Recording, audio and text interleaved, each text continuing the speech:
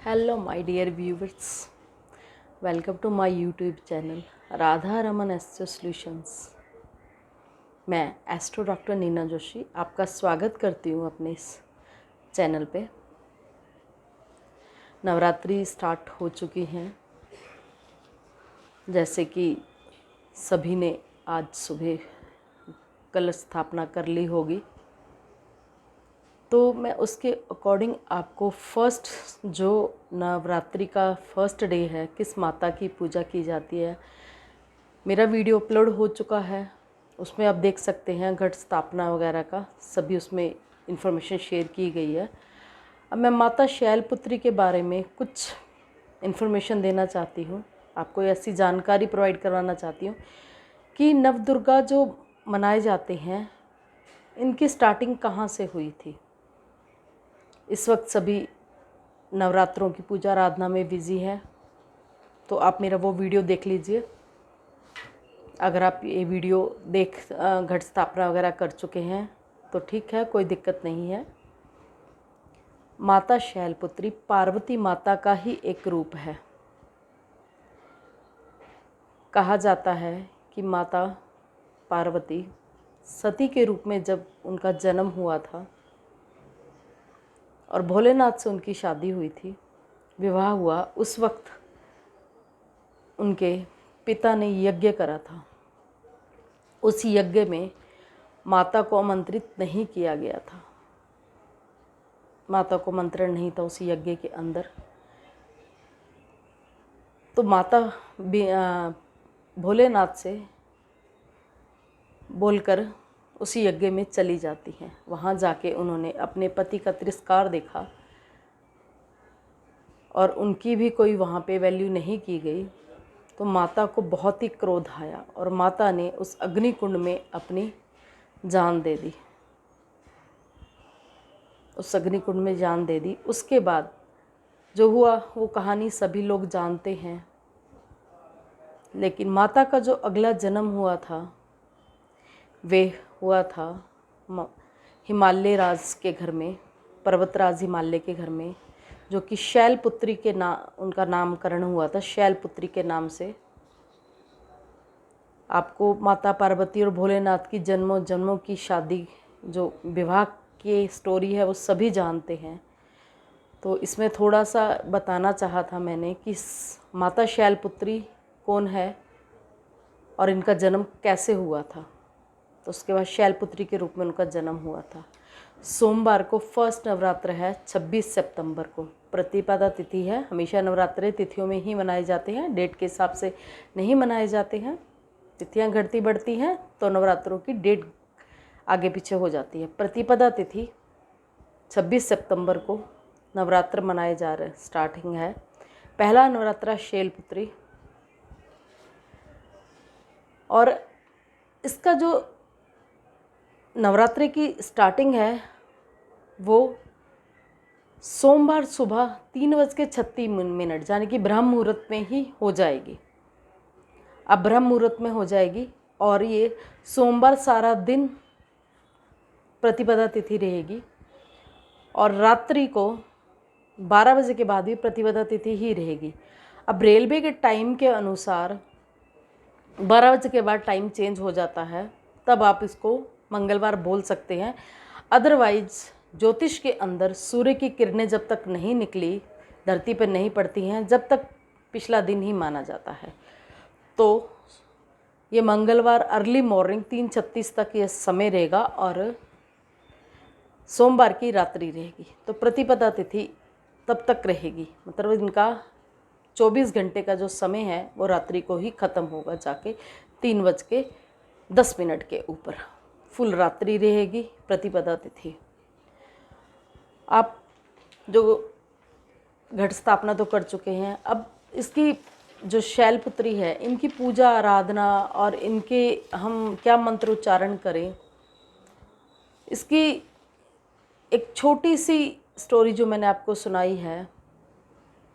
उसके बाद महादेव के कहने पर ही, जब शैलपुत्री रूप में महादेव से इनके विवाह हुआ था, महादेव के कहने से ही माता पार्वती ने रक्त बीज, शुम निशुम, मधुकैटम और भी ऐसे दानवों का संहार करा, ऐसा रूप लिया।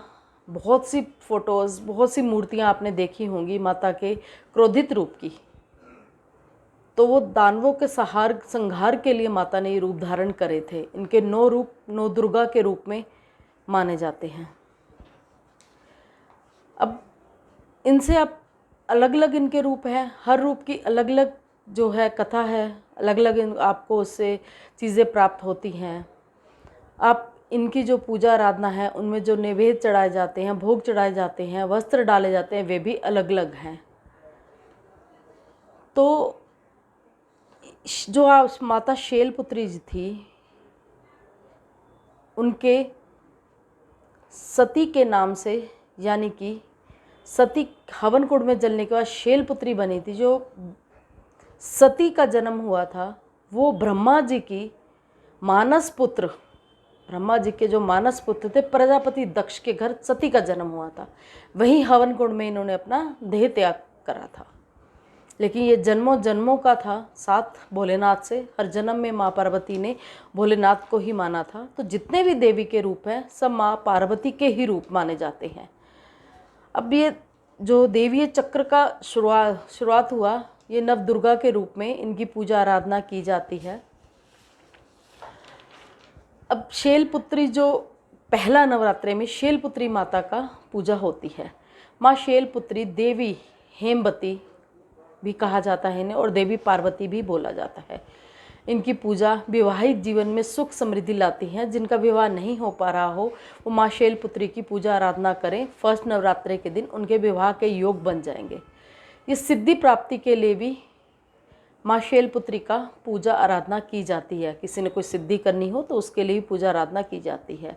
इनका जो स्वभाव है बहुत ही शांत, करुणामय, ममतामयी, मतलब माँ के बराबर इनका जो स्वभाव रहता है, करुणामयी ममतामयी होता है। इनकी जो सवारी है वो बैल की है। नारियल, लाल चुनरी, इसके अलावा आप माता को जो चढ़ाएंगे वो साज श्रृंगार का सभी सामान भी चढ़ा सकते हैं। और वस्त्र जो धारण करने हैं आपने, लाल, पीले, सफ़ेद, ये वस्त्र धारण करें। और इनमें से ही वस्त्र जो है आसन पे बिछाए जाने चाहिए। लाल वस्त्र बिछाएंगे तो भी बहुत अच्छा रहेगा। इन दिनों में षोडल मातृकाओं की भी पूजा की जाती है, यानी 16 देवियों की भी पूजा की जाती है। अगर आप उसके बारे में विधि नहीं जानते हैं तो मुझसे कमेंट करके पूछ सकते हैं। यूट्यूब चैनल के माध्यम से मैं आपको इसका जो है रिप्लाई कर दूंगी। षोडल मात्रा की जो पूजा की जाती है, इसके बड़े पाठ भी होते हैं। तो जब कोई भी ऐसी प्रॉब्लम आ रही हो तो षोडल मात्राएं की पूजा की जाती है, मतलब 16 माताएं। अब आसन बिछाइए। आसन पे आपने लाल कपड़ा तो पहले ही घट स्थापना वगैरह कर दी है, लेकिन शैलपुत्री माता के लिए जो आप फ़ोटो लगा रहे हैं उनकी फ़ोटोज़ पे स्थापित कीजिए स्वास्तिक बनाकर। चावल से बनाइए, रोली से बनाइए, वो आपकी इच्छा है कि आप उसको कैसे स्वास्तिक को बनाते हैं। कुमकुम और चावल इनको चढ़ाइए। इनको वस्त्र के रूप में रोली चढ़ाइए, मोली चढ़ाइए। और इनको कुंडल का फूल भेंट कीजिए। इसके अलावा सफ़ेद कनेर भी आप इनको चढ़ा सकते हैं। माता सफ़ेद कनेर के फूल से भी बहुत खुश होती है। घी, देसी घी का दीपक जलाएं। गाय का देसी घी होना चाहिए। माता को इसी का नैवेद्य चढ़ाएं तो बहुत ही खुश होती है माता। जैसा कि 9 चंडी का पाठ आप कर सकते हैं 9 दिनों में, उसमें सभी डिटेल्स दी रहती है। जो चंडी पाठ के अंदर सभी डिटेल्स दी रहती है। अगर आपको उसमें कोई प्रॉब्लम आ रही हो तो आप मुझसे कांटेक्ट कीजिए, मैसेज कीजिए, व्हाट्सएप कीजिए, कॉल कीजिए। मैं आपको इसकी डिटेल दे दूंगी कि आपको नवचंडी जो पाठ है उसको किस तरह करना है। नव दुर्गा का नवचंडी, ये आरोग्य की देवी है, आरोग्य प्रदान करती है, मतलब रोगों से दूर करती है। जो भी ज़्यादा बीमारी में हो वो इसके लिए ये पाठ कर सकते हैं, आरोग्य प्राप्ति के लिए। शैलपुत्री का मंदिर जो है, माना गया है कि जो शैलपुत्री मंदिर है वो बनारस के अंदर है। आप गूगल कर सकते हैं, देख सकते हैं। कुछ लोग मंदिर जाके भी मत्था टेकना पसंद करते हैं, वहाँ निरंतर वहाँ के जो है पुजारी पूजा वगैरह करते हैं वहाँ पे, तो आप वहाँ भी जा सकते हैं आरोग्य के लिए। अब इन दिनों में नहीं जा सकें तो उसके बाद आप जो शैलपुत्री का मंदिर है वहाँ जाके आइए। अगर आप एड्रेस चाहेंगे तो मुझे मैसेज करके मुझसे एड्रेस ले सकते हैं। अब इनके लिए एक मंत्र है, अगर आप ना कोई पूजा विधि जानते हैं ना कुछ जानते हैं तो एक मंत्र कीजिए, ओम ऐं ग्रीं क्लीं शैलपुत्र्याय नमः। 108 बार इस मंत्र का जप कीजिए। 108 बार अगर आप इस मंत्र का जप करेंगे तो आपके इसको जो है बहुत अच्छे रिजल्ट मिलेंगे। और शाम के समय 108 बार जप करने के बाद थोड़ा सा हवन कर दीजिए। 108 माला का जप होगा आपका। अगर एक माला भी करते हैं तो 108 माला में मन के होते हैं, वो तो आप कर ही लीजिए। और शाम को थोड़ा सा हवन कर दीजिए आप, तो आपको जो रिज़ल्ट हैं बहुत अच्छे रहेंगे। किसकी शादी नहीं हो रही है, कोई बीमारी में चल रहा है, उसकी बीमारी ख़त्म होने का नाम नहीं ले रही है, और माता को जो है देसी घी का जो है भोग चढ़ाएं, मेवों का भोग चढ़ाएं, आपको इसके रिज़ल्ट बहुत अच्छे प्राप्त होंगे। Thank you viewers. Next video के साथ हम फिर मिलते हैं। माता के सेकंड नवरात्रे के वीडियो को अपलोड करेंगे। आपको अगर कोई भी क्वेश्चन, कोई भी क्वारीज करनी है, पूजा की कोई भी नीड रहती है तो आप मुझसे कांटेक्ट कर सकते हैं व्हाट्सएप से, कॉल के माध्यम से, और मेरे यूट्यूब चैनल के माध्यम से मुझसे कांटेक्ट कर सकते हैं आप।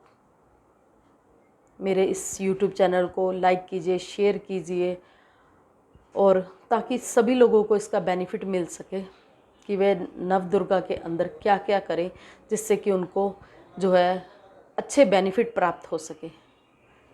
थैंक्स।